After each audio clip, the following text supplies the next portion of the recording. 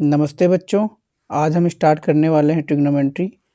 कभी सोचा है आपने कि बिल्डिंग पर चढ़े बगैर उसकी हाइट कैसे पता कर सकते हैं, या नदी पार किए बगैर उसकी चौड़ाई कैसे पता कर सकते हैं? बस इसी का सॉल्यूशन ट्रिग्नोमेट्री हमें देती है। इस चैप्टर में हम right angle triangle, trigonometric ratios, sine, cosec, cos, sec, tan, cot, इन सब की वैल्यूज़ याद करेंगे और क्वेश्चन सॉल्व करेंगे। आज के बाद आपको ट्रिग्नोमेट्री टफ नहीं लगेगी, प्रॉमिस।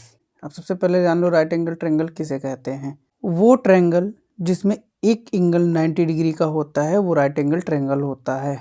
इंट्रोडक्शन ऑफ ट्रिग्नोमेट्री, जिसे हिंदी में त्रिकोणमिति कहते हैं। इसका मतलब होता है कि तीन साइड्स की फिगर की साइड्स का माप फाइंड आउट करना, मेजरमेंट निकालना, ये हम ट्रिग्नोमेट्री में सीखते हैं।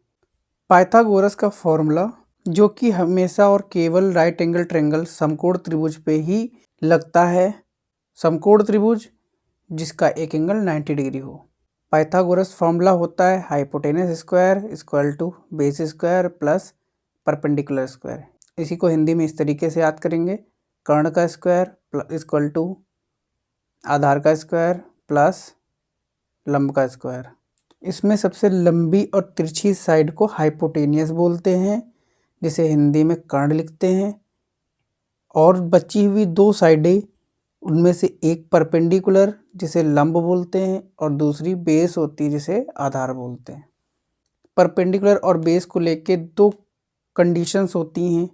पहली, जिसमें एंगल नहीं दिया हुआ होता है।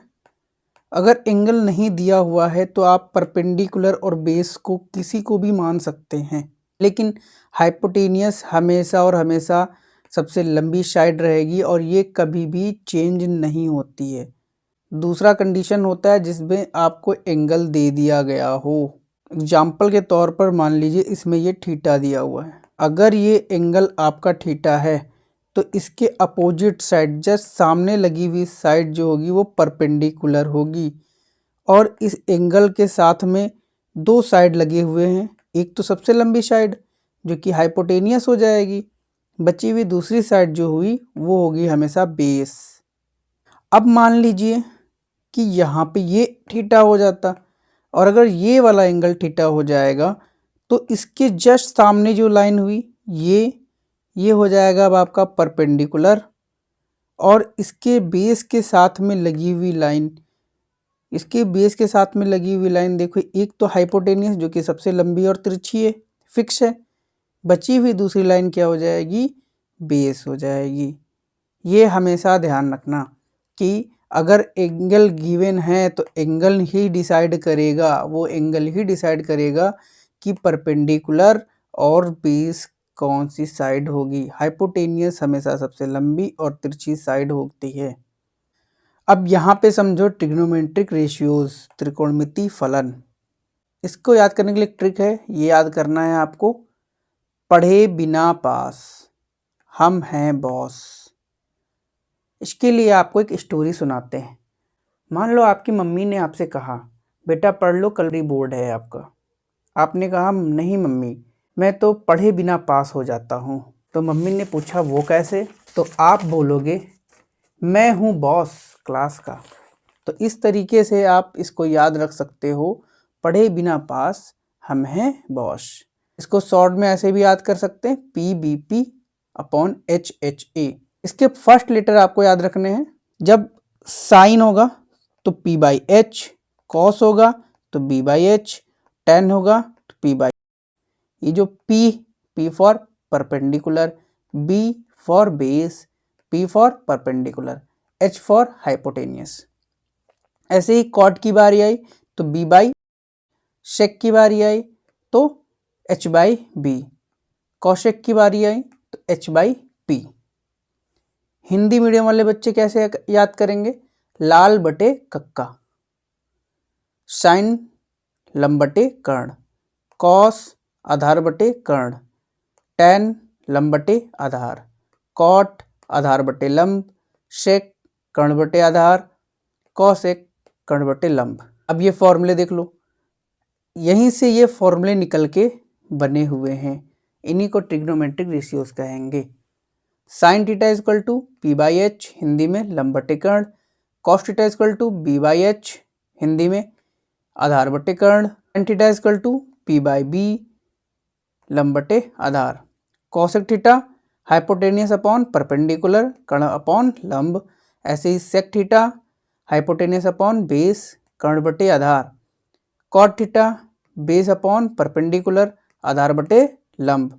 अब यहाँ पे देखो P बाई एच और H बाई पी, इन पे ध्यान से देखो। P by H, H by P, इसका रिवर्स दिख रहा है, रेसिप्रोकल।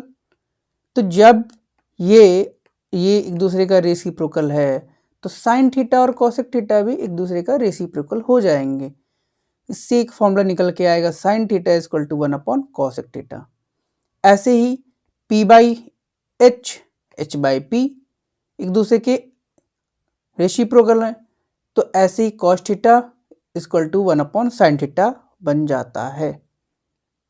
सेम ऐसे ही टेन थीटा इक्वल टू, देखो यहाँ पे P by B, cot theta equal to B by P. B by P और P बाई बी एक दूसरे के रेसिप्रोकल हैं, उल्टा हैं, तो इसलिए tan theta equal to 1 upon cot theta हो जाएगा। Tan theta equal to 1 upon cot theta. इनको ऐसे भी लिख सकते हो कि cos theta equal to 1 upon sine theta. ऐसे ही sec theta equal to 1 upon cos theta और cot theta equal to 1 upon tan theta भी लिख सकते हो। नेक्स्ट, अब यहाँ पे sine theta upon cos theta को हम डिवाइड करके देखते हैं, तो ये हो जाएगा P बाई एच और B बाई एच। ये H से H कैंसिल हो जाएगा, बचेगा P by B. P by B, ध्यान से नीचे देखो, P बाई बी क्या है, टेन थीटा है। इससे क्या हुआ कि sine theta upon cos theta जो होता है वो किसके बराबर हो जाएगा, टेन थीटा के बराबर, जो कि फॉर्मूला देखो यहाँ पे लिखा हुआ है, tan theta equal to sine theta upon cos theta. ऐसे ही ये देखो यहाँ पे हम ऐसे ही cot theta equal to cos theta upon sine theta भी लिख सकते हैं। अब उस कॉन्सेप्ट को हम एक एग्जाम्पल से समझते हैं। ये एक ट्रायंगल है हमारे पास जिसकी साइडें दी हुई हैं। अब देखो यहाँ पे ये थीटा है, तो थीटा के जस्ट सामने ये साइड क्या हो जाएगी, परपेंडिकुलर। थीटा से लगी हुई साइड एक तो हाइपोटेनियस हो जाएगी और दूसरी साइड बेस हो जाएगी। तो ये हो जाएगा आपका हाइपोटेनियस और ये हो जाएगा बेस। सभी वैल्यूज लिख लेते हैं, perpendicular 4, base 3, hypotenuse 5। Sine theta equal to P by H, P by H 4 by 5,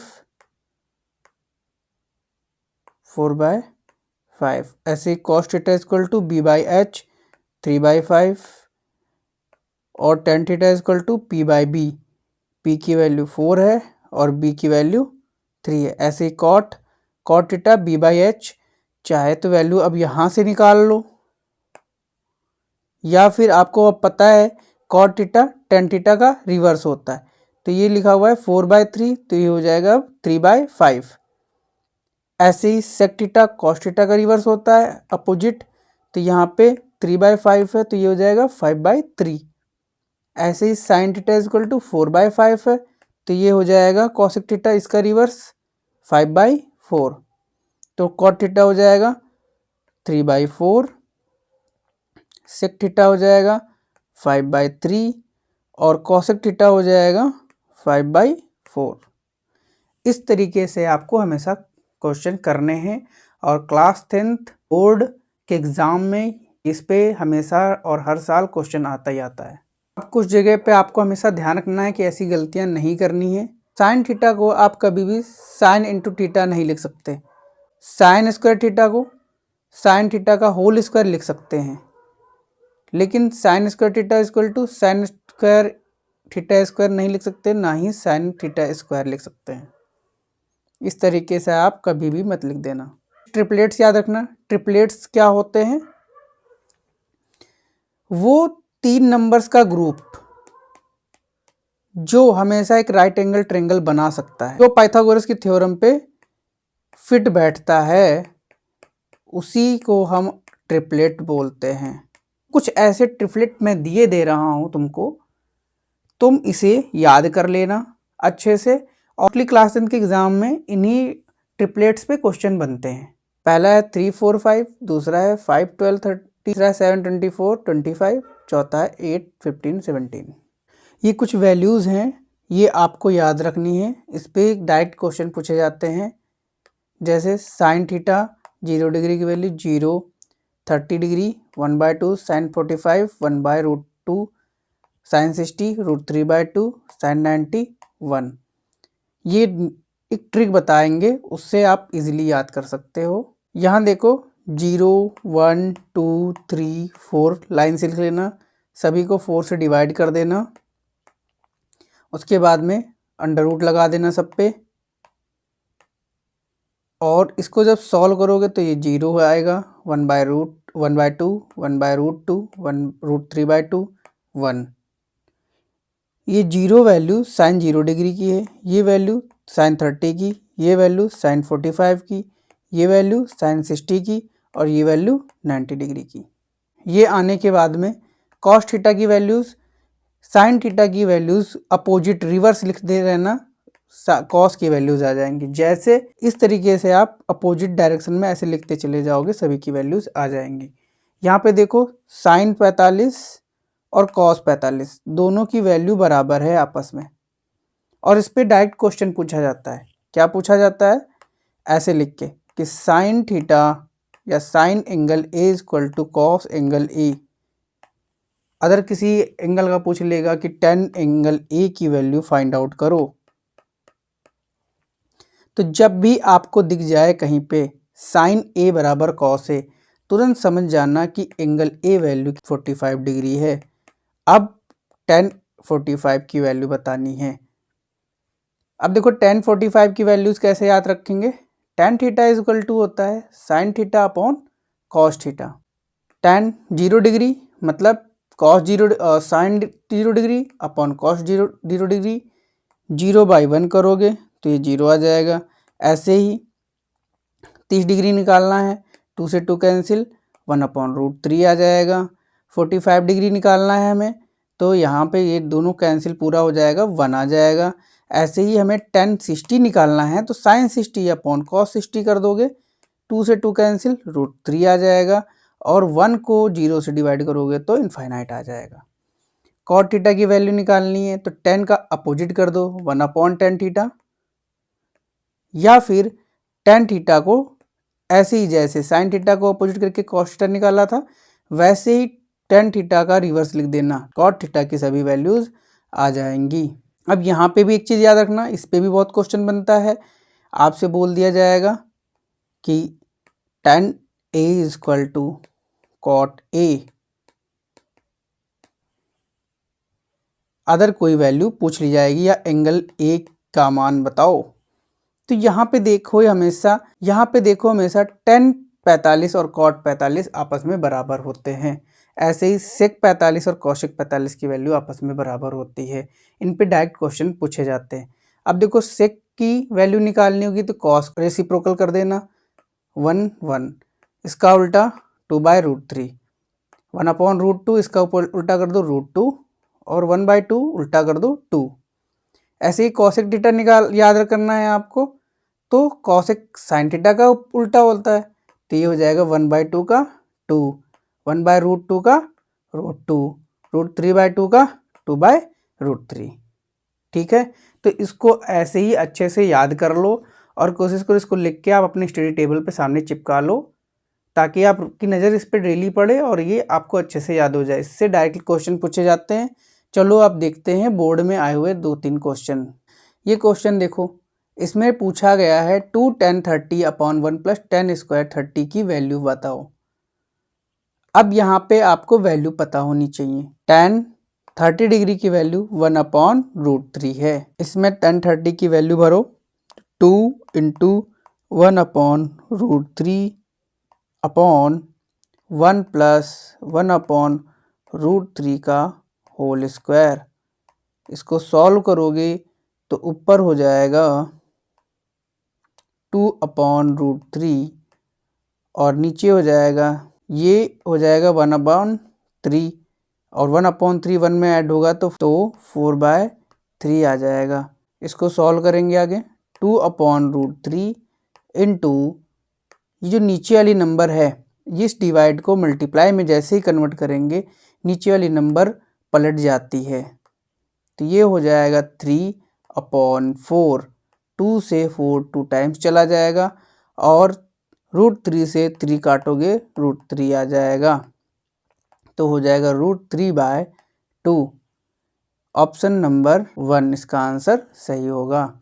ऐसे ही आपको हमेशा सवाल करने हैं। क्वेश्चन नंबर देखो 10a = sin a दिया हुआ है, हमें एंगल a की वैल्यू बतानी है। ट्रिग्नोमेट्री के क्वेश्चन में कभी भी क्वेश्चन रीड करो तो पहले ये सोचो कि इसमें हम लोग कर क्या सकते हैं, क्या हमारे पास कोई ऑप्शन है कि हम इसको कितना ज़्यादा काट सके। तो हमें दिख रहा है यहाँ sin a और ये 10a, ये डायरेक्ट नहीं कटने वाले। हमें कोशिश करना चाहिए या तो sin a को हम 10 में कन्वर्ट करें या फिर 10a को sin में कन्वर्ट करें। तो 10a का फॉर्मूला एक आपने पीछे पढ़ा है कि 10a = sin a upon cos a होता है।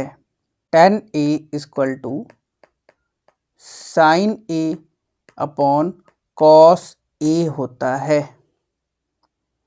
अब यहाँ पे हम जहाँ पे 10 है इसकी जगह पे हम ये वैल्यू भर दें तो हमें मिलेगा sin a upon cos a = sin a।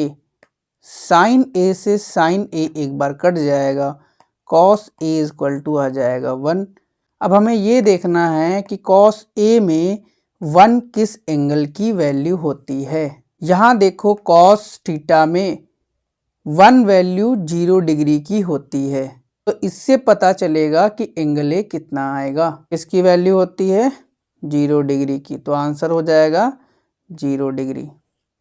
ऐसे ही आपको हमेशा सॉल्यूशन करने हैं। अब कुछ होमवर्क आपके लिए कुछ क्वेश्चन दे रहे हैं जो कि प्रीवियस ईयर बोर्ड के एग्जाम में पूछे गए हैं। इन सभी क्वेश्चन को आपको सॉल्व करना है। ये 2 क्वेश्चन आपको करने हैं और आंसर कमेंट में लिखना है। नेक्स्ट 2 क्वेश्चन ये भी करने हैं आपको, इनके भी आंसर लिखना है कमेंट में। और ये 2 क्वेश्चन इस तरीके से आपको मैं 8 क्वेश्चन दे रहा हूँ, इन सभी के आंसर आपको कमेंट में बताना है। थोड़ा सा रिकैप कर लो, ये ट्रिपलेट हैं, आप याद कर लोगे तो बहुत ही आसानी हो जाएगी सॉल्यूशन में। sin theta, cos theta, sec theta की वैल्यूज़ और उनके रिलेशंस। अगर आज का लेक्चर समझ में आया हो तो लाइक ज़रूर कर देना, सब्सक्राइब करके बेल आइकन दबाओ ताकि नेक्स्ट क्लास ना मिस हो। कमेंट में लिखो PBP HHB, इनके आंसर आपको कमेंट में लिखना है। जिसका आंसर सही होगा उसका नाम मैं अगले वीडियो में मेंशन करूंगा। आज हमने ट्रिग्नोमेट्री का बेस बनाया है, नेक्स्ट वीडियो में हम इसकी आइडेंटिटीज पढ़ेंगे और इस क्वेश्चन की स्पीड बढ़ाएंगे। मिलते हैं नेक्स्ट वीडियो में। जय हिंद।